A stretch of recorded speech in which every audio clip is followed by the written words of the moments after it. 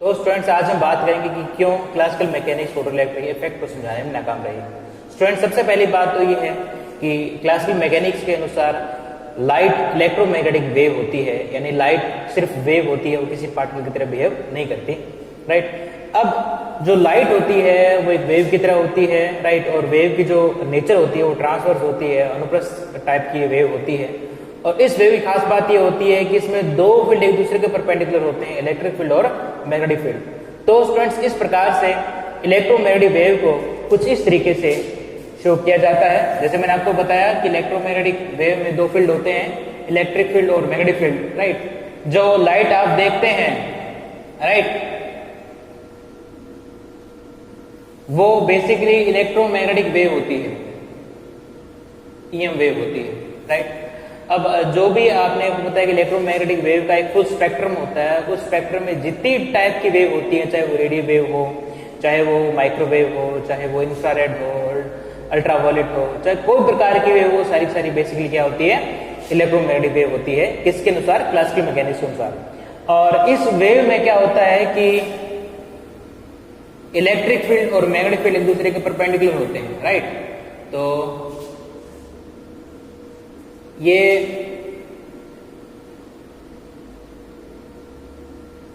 Electric field और ये magnetic field दोनों एक दूसरे के परपेंडिकुलर हैं। राइट, एक्स डायरेक्शन में इलेक्ट्रिक फील्ड है तो वाई डायरेक्शन में मैग्नेटिक फील्ड होगा। राइट, और ये जो एरो दिखा रहा हूं ये इलेक्ट्रिक फील्ड की डायरेक्शन को शो कर रहे हैं। आप देख सकते हैं कि जो एरो की जो डायरेक्शन है वो एक्स डायरेक्शन में है। और एक बात और ये भी है कि जो ये इलेक्ट्रिक फील्ड और मैग्नेटिक फील्ड है ये दोनों साइन वेव की तरह वेरी करते हैं with respect to time. Right, तो ये हमारा इलेक्ट्रिक फील्ड है और इसके जस्ट परपेंडिकुलर मैग्नेटिक फील्ड। आप देख सकते हो कि जो दोनों फील्ड है वो साइन वेव की तरह वेरी होते हैं।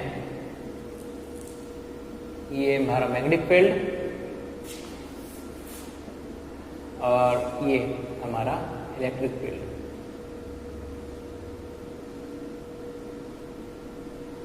और जो वेव है वो जेड डायरेक्शन में मूव कर रही है आगे की ओर। अब ये जो इलेक्ट्रिक फील्ड है इसका एम्पलीट्यूड E0 है। राइट, अब इस प्रकार से इस इलेक्ट्रोमैग्नेटिक वेव की इंटेंसिटी इस फॉर्मूले इस सूत्र के द्वारा दी जाती है, I = ½ एप्सिलॉन C और E02। एप्सिलॉन क्या चीज है? ये है परमिटिविटी ऑफ वैक्यूम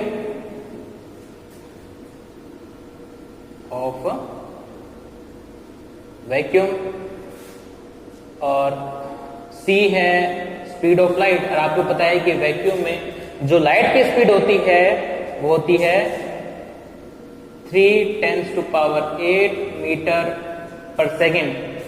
और E0 है amplitude of electric field. Right, amplitude of electric field of electromagnetic wave.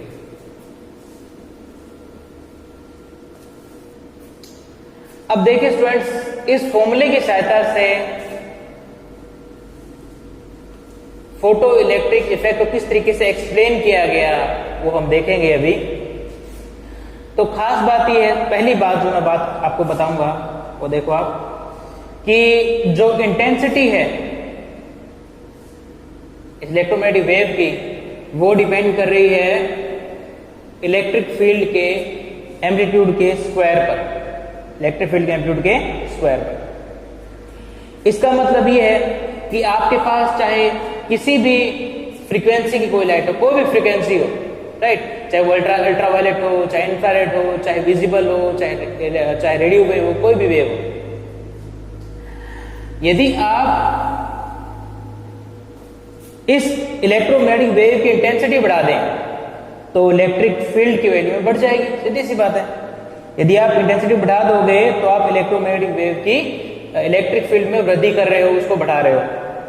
इसका मतलब यह है कि चाहे किसी भी प्रकार की वेव है यदि आप उसकी इंटेंसिटी बढ़ाओगे तो आप उसकी इलेक्ट्रिक फील्ड को बढ़ा रहे हो, जिसके कारण इलेक्ट्रॉन पर ज्यादा फोर्स लगेगा, राइट। इसको समझने के लिए देखो ऐसे, ये हमारा मेटल का सैंपल है, ये इसमें इलेक्ट्रॉन्स है, राइट, और ये हमारी इलेक्ट्रोमैग्नेटिक वेव इस तरीके से आ रही है। अब क्या हुआ कि आपने किसी भी रैंडमली किसी भी फ्रीक्वेंसी की लाइट ली, आपने उसकी इंटेंसिटी बढ़ाई, तो जैसे आप इंटेंसिटी बढ़ाओगे वैसे वैसे इलेक्ट्रिक फील्ड में वृद्धि होगी, राइट। और इलेक्ट्रिक फील्ड में वृद्धि होने का मतलब ये है कि इलेक्ट्रिक फील्ड का जो एम्पलीट्यूड है वो बढ़ेगा। अब आपको पता है कि इस इलेक्ट्रॉन पर इलेक्ट्रिक फील्ड के कारण लगने वाला फोर्स होगा F इज टू E, मैं पहले आपको बता चुका हूं। तो इस कारण से इस इलेक्ट्रॉन पर इस इलेक्ट्रिक फील्ड के कारण जो मैक्सिमम फोर्स लगेगा उसकी वैल्यू होगी F इज टू E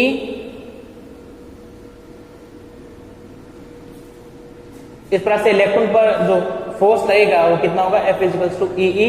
और इलेक्ट्रॉन पर लगने वाला जो मैक्सिमम फोर्स होगा वो कब होगा कि जब इस इलेक्ट्रिक फील्ड की इंटेंसिटी मैक्सिमम हो जाए, जब इस इलेक्ट्रिक फील्ड की जो एम्पलीट्यूड है वो मैक्सिमम हो जाए। आपको पता है कि इलेक्ट्रिक फील्ड का जो मैक्सिमम वैल्यू है वो है E0, तो इस इलेक्ट्रॉन पर लगने वाला जो मैक्सिमम फोर्स होगा F इज टू E0 होगा। ये आप समझ सकते हो, राइट। वापस रिपीट कर दूं, बहुत अच्छा कंसेप्ट है, आपको समझना चाहिए।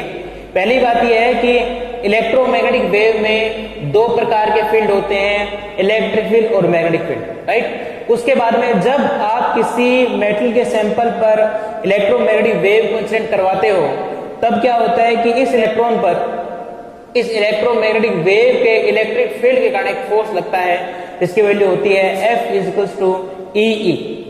और इस फोर्स की जो मैक्सिमम वैल्यू होती है वो होती है F इज टू E0, क्योंकि आपको पता है कि इस इलेक्ट्रिक फील्ड की जो मैक्सिमम वैल्यू है वो कितनी है, E0। तो इस कारण से इलेक्ट्रॉन पर लगने वाला जो मैक्सिमम फोर्स होगा वो इतना होगा, राइट। अब आपने क्या है कि इस इलेक्ट्रिक फील्ड की वैल्यू में इतनी ज्यादा आपने वृद्धि कर दी कि इस इलेक्ट्रॉन पर लगने वाला फोर्स इतना ज्यादा है कि आपको पता है कि जब इलेक्ट्रॉन बाहर की तरफ जाता है, जैसे मैं आपको पहले बता चुका हूं कि जब इलेक्ट्रॉन बाहर की तरफ जाता है तो इस इलेक्ट्रॉन पर जो हमारे लेटिस आयंस होते हैं उनके द्वारा फोर्स लगता है, और इस फोर्स के कारण इलेक्ट्रॉन बाहर नहीं जा पाता। ये मैं पिछले वीडियो लेक्चर में डिस्कस कर चुका हूं। मैंने आपको बताया है कि आपको पता है कि ये जो आयंस होते हैं ये अपना बाहर का जो इलेक्ट्रॉन्स होता है इसको हम बोलते हैं वैलेंसी इलेक्ट्रॉन, उसको त्याग देता है, और जिस कारण से ये जो इलेक्ट्रॉन है ये इन लेटिस आयंस के बीच में फ्रीली मूव कर सकते हैं। लेकिन जैसे ही ये इलेक्ट्रॉन बाहर की तरफ जा रहा होता है तो इस इलेक्ट्रॉन पर इन लेटिस आयंस के कारण अट्रैक्शन फोर्स लगता है, और इस फोर्स के कारण इलेक्ट्रॉन मेटल के सरफेस से बाहर नहीं निकल सकता। यानी इलेक्ट्रॉन जो है वो इन आयंस के बीच में मूव तो कर सकता है, लेकिन इस अट्रैक्टिव फोर्स के कारण इस मेटल के सरफेस से बाहर नहीं निकल पाता। यदि आपने इस इलेक्ट्रॉन पर इतना ज्यादा फोर्स लगा दिया कि इस इलेक्ट्रॉन पर इतना ज्यादा फोर्स लगे कि इसने इस अट्रैक्टिव फोर्स को पार कर लिया, तो इलेक्ट्रॉन जो है ये मेटल के सरफेस से बाहर आ जाएगा। तो आपने अभी क्या किया कि इलेक्ट्रोमैग्नेटिक फील्ड, इलेक्ट्रोमैग्नेटिक वेव की इंटेंसिटी बढ़ाकर आपने इलेक्ट्रिक फील्ड की एम्पलीट्यूड में वृद्धि कर दी, जिस कारण से इस इलेक्ट्रॉन पर इतना फोर्स लगा कि इसने इस अट्रैक्टिव फोर्स को पार करते हुए इस अट्रैक्टिव फोर्स से ज्यादा फोर्स लगने के कारण इलेक्ट्रॉन इस इलेक्ट्रिक फील्ड के कारण इस मेटल के सरफेस से बाहर आ गया, राइट। तो अब क्या हुआ कि जो हमारा इलेक्ट्रॉन है इस फोर्स के कारण इस मेटल के सरफेस से बाहर आ गया। अब हुआ क्या कि इसका मतलब तो ये है कि आप किसी भी फ्रीक्वेंसी की लाइट ले लो, आप उसकी डेंसिटी बढ़ा दोगे तो इलेक्ट्रॉन मेटल के सरफेस से बाहर निकल आएगा। क्या होगा कि आप किसी भी फ्रीक्वेंसी के लाइट सोर्स की डेंसिटी बढ़ा दोगे तो इलेक्ट्रॉन पर फोर्स लगने के कारण इलेक्ट्रॉन इस अट्रैक्टिव फोर्स को पार करते हुए मेटल के सरफेस को पार कर लेगा, मेटल के सरफेस से बाहर आ जाएगा, राइट। इलेक्ट्रिक इफेक्ट किसी भी फ्रीक्वेंसी पर संभव हो सकता है, लेकिन क्लासिकल मैकेनिक्स और इसी के साथ साथ जो एक्सपेरिमेंटल रिजल्ट है वो ये शो करते हैं कि केवल एक पर्टिकुलर फ्रीक्वेंसी की लाइट के कारण ही फोटो इलेक्ट्रिक इफेक्ट शो होता है। यदि लाइट की फ्रीक्वेंसी उस पर्टिकुलर फ्रीक्वेंसी से ज्यादा है तो फोटो इलेक्ट्रिक इफेक्ट शो होगा, अदरवाइज नहीं होगा। लेकिन इसके अनुसार तो आप किसी भी फ्रीक्वेंसी पर फोटो इलेक्ट्रिक इफेक्ट को देख सकते हैं, और किसी भी फ्रीक्वेंसी पर जब आप किसी फ्रीक्वेंसी की लाइट जब आप मेटल की सरफेस में डालोगे तो उसके कारण आपको अवश्य रूप से फोटो करंट प्राप्त होनी चाहिए थी, लेकिन एक्सपेरिमेंटल रिजल्ट इसके जस्ट अपोजिट होते हैं। तो इस कारण से जो हमारी वेव थ्योरी है लाइट के बारे में, वो यहां पर फोटो इलेक्ट्रिक इफेक्ट को समझाने में नाकाम रही, पहला पॉइंट। दूसरा पॉइंट क्या है, देखो दूसरा पॉइंट यह है कि इस फोर्स के कारण इस इलेक्ट्रॉन पर कुछ वर्क होगा। अब क्या है, फोर्स कौन सा है, ये F equal to E, right, या आप जनरली इसको समझ सकते हैं F इक्वल टू ई। अब इस फोर्स के कारण इस इलेक्ट्रॉन पर कुछ वर्क किया जाएगा, राइट, और आपको पता है कि वर्क एनर्जी थ्योरम से कि जो वर्क होगा वो काइनेटिक एनर्जी के रूप में कन्वर्ट हो जाएगा। तो इस कारण से इस इलेक्ट्रॉन पर इस इलेक्ट्रिक फील्ड के द्वारा लगाए गए फोर्स के कारण जो वर्क हो रहा है वो काइनेटिक एनर्जी के रूप में कन्वर्ट हो जाएगा, और इस कारण से इस इलेक्ट्रॉन, जब इलेक्ट्रॉन इस मेटल के सरफेस से बाहर आएगा तो उसे कुछ ना कुछ काइनेटिक एनर्जी अवश्य रूप से होगी, राइट। ये आप समझे, सिंपल चीजें। क्या होगा कि इस फोर्स के कारण इस इलेक्ट्रॉन पर वर्क होगा, और ये जो वर्क होगा वो काइनेटिक एनर्जी के रूप में कन्वर्ट हो जाएगा। इस प्रकार से जब इलेक्ट्रॉन बाहर निकलेगा तो इलेक्ट्रॉन की कुछ ना कुछ वेलोसिटी होगी। यदि आप लाइट सोर्स की इंटेंसिटी बढ़ा दो, राइट, मैं क्या बोल रहा हूं, यदि आप लाइट सोर्स की इंटेंसिटी बढ़ा दोगे तो इसके कारण इलेक्ट्रिक फील्ड में वृद्धि हो जाएगी, और इसके कारण इलेक्ट्रिक फील्ड का जो एम्पलीट्यूड है वो बढ़ जाएगा, और जैसे ही इलेक्ट्रिक फील्ड का एम्पलीट्यूड बढ़ेगा तो इस इलेक्ट्रॉन पर लगने वाला फोर्स उतना ही ज्यादा हो जाएगा। इस कारण से फोर्स ज्यादा होने के कारण इलेक्ट्रॉन को ज्यादा एनर्जी मिलेगी, और ये एनर्जी काइनेटिक एनर्जी के रूप में होगी। इस कारण से इलेक्ट्रॉन को ज्यादा काइनेटिक एनर्जी मिलेगी, और इस कारण से इलेक्ट्रॉन जैसे ही इस मेटल सरफेस से बाहर निकलेगा तेज गति से मूव करेगा, राइट। अरे मैं ये आपको पिछले लेक्चर में बता चुका हूं कि इन इलेक्ट्रॉन को, इन तेज गति वाले इलेक्ट्रॉन को रोकने के लिए आपको दोनों इलेक्ट्रोड्स, मैं बताऊं एनोड कैथोड, ये हमने डिस्कस किया था, ये हमारा एनोड और ये हमारा कैथोड, यहां लगाते हैं माइनस, यहां लगाते हैं पॉजिटिव। तो इस प्रकार से इस तेज गति के इलेक्ट्रॉन्स को रोकने के लिए आपको इन दोनों इलेक्ट्रोड्स के बीच में उतना ज्यादा नेगेटिव पोटेंशियल लगाना पड़ेगा, राइट, और इस पोटेंशियल को हम बोलते हैं स्टॉपिंग पोटेंशियल, राइट। अब क्या है कि जैसे आपने इंटेंसिटी बढ़ा दी तो इलेक्ट्रिक फील्ड में वृद्धि होगी, इसके कारण से इलेक्ट्रॉन को ज्यादा काइनेटिक एनर्जी मिलेगी। इस कारण से इलेक्ट्रॉन को रोकने के लिए आपको उतना ज्यादा स्टॉपिंग पोटेंशियल लगाना पड़ेगा, राइट। इसका मतलब ये है कि जैसे आप इंटेंसिटी बढ़ाओगे वैसे वैसे स्टॉपिंग पोटेंशियल बढ़ता जाएगा। सीधी सी बात समझ सकते हो आप, जैसे आप इंटेंसिटी बढ़ाओगे वैसे वैसे स्टॉपिंग पोटेंशियल बढ़ता जाएगा।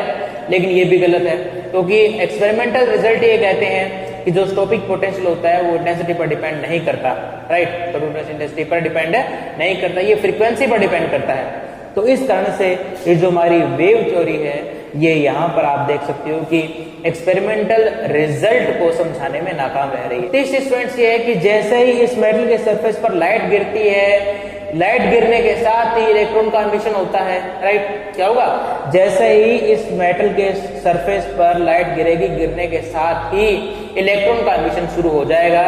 लेकिन इलेक्ट्रोमैग्नेटिक वेव ये कहती है कि इमिशन तुरंत नहीं होगा, यानी इलेक्ट्रॉन्स तुरंत इमिट नहीं होंगे, उनको कुछ ना कुछ टाइम चाहिए, कुछ सेकंड में भी हो सकता है, कुछ मिली सेकंड में भी हो सकता है। लेकिन एक्सपेरिमेंटल रिजल्ट ये कहते हैं कि जैसे ही लाइट इस मेटल के सरफेस पे गिरती है 10⁻⁻⁻ सेकंड के बाद में इलेक्ट्रॉन्स इमिट होना शुरू हो जाते हैं, और आप ये कह सकते हो कि जो हमारा सर्किट है उसमें तुरंत करंट फ्लो होना शुरू हो जाता है, राइट। लेकिन देखो इलेक्ट्रोमैग्नेटिक वेव किस तरीके से, देखो ये सेकंड बताएगी कि भाई इतना टाइम लगेगा। देखो इसको समझने के लिए अपने एक आपको कुछ बताता हूं मैं। देखो अभी हम क्या समझेंगे, अभी हम समझेंगे कि टाइम क्यों लगता है, ये टाइम लैग क्यों है। ह्यूगेन ने ये कहा था, किसने कहा था, ह्यूगेन ने। देखो ह्यूगेन ने कहा था कि जो लाइट होती है या कोई भी वेव होती है, राइट,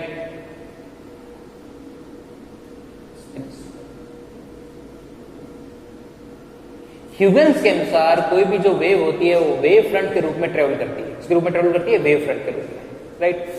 तो अब देखो ये हमारा लाइट सोर्स है, राइट, और यहां पर मेटल का सरफेस रखा हुआ है, राइट। ह्यूजेंस प्रिंसिपल के अनुसार जो लाइट है वो वेव फ्रंट क्रिएट करेगी, वेव फ्रंट निकालेगी, और जैसे वेव फ्रंट आगे बढ़ते रहेंगे वैसे वैसे लाइट भी आगे की तरफ बढ़ती रहेगी। यानी कि ये जो इलेक्ट्रोमैग्नेटिक वेव होगी ये वेव फ्रंट के रूप में गति करेगी। तो ये हमारे वेव फ्रंट्स हैं, देखें ये वेव फ्रंट आगे की तरफ मूव करते रहते हैं, और यहाँ पर हमारा मेटल का सरफेस है। चलो अब यहाँ पर पहुंचे।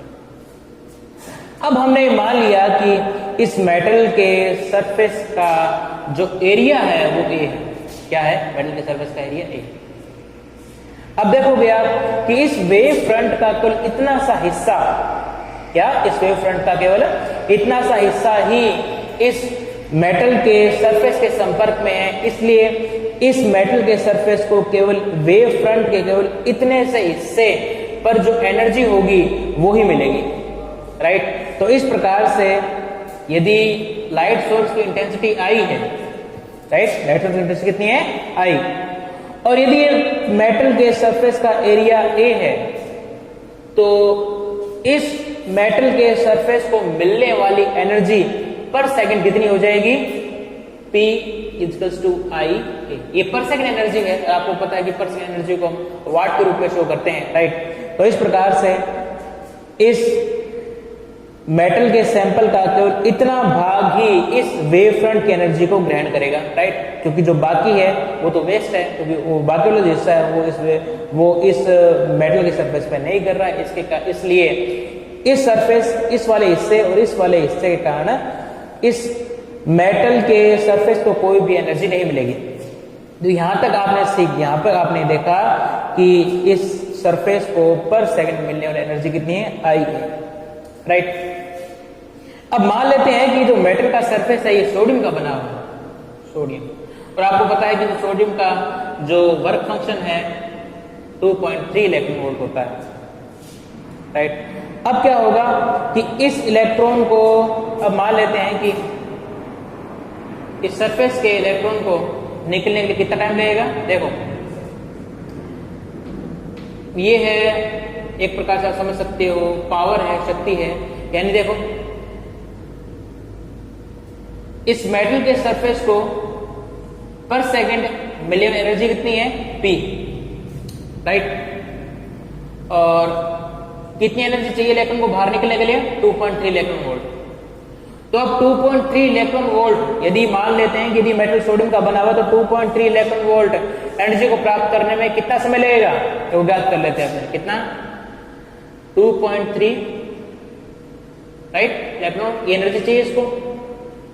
पावर कितनी है? यानी कि इस मेटल के सरफेस को पर सेकंड मिलने वाली एनर्जी कितनी है? P आई ए, राइट। यदि मान लेते हैं कि किसी डेल्टा टी समय में ये एनर्जी हमें ज्ञात की पर सेकंड में, और ये हम मान लेते हैं कि देखो क्या होगा, इसके अनुसार ये है कि जो इलेक्ट्रॉन्स है, ये जो मेटल का सरफेस है वो एक साथ एनर्जी ग्रहण नहीं करेगा, इसको एनर्जी को 2.3 इलेक्ट्रॉन वोल्ट तक पहुंचने में कुछ टाइम लगेगा। अब मान लेते हैं कि वो टाइम कितना? डेल्टा टी, ठीक। अब एक सेकंड में इतनी एनर्जी मिल रही थी, तो डेल्टा टी सेकंड में कितनी एनर्जी मिलेगी? अब मान लेते हैं कि डेल्टा टी सेकंड में इस मेटल के सरफेस को 2.3 इलेक्ट्रॉन एनर्जी मिल गई, और इस इलेक्ट्रॉन, जब ये एनर्जी इस सरफेस को मिलेगी तो इसके इलेक्ट्रॉन्स बाहर आ जाएंगे, राइट। तो ये टाइम कितना निकल जाएगा?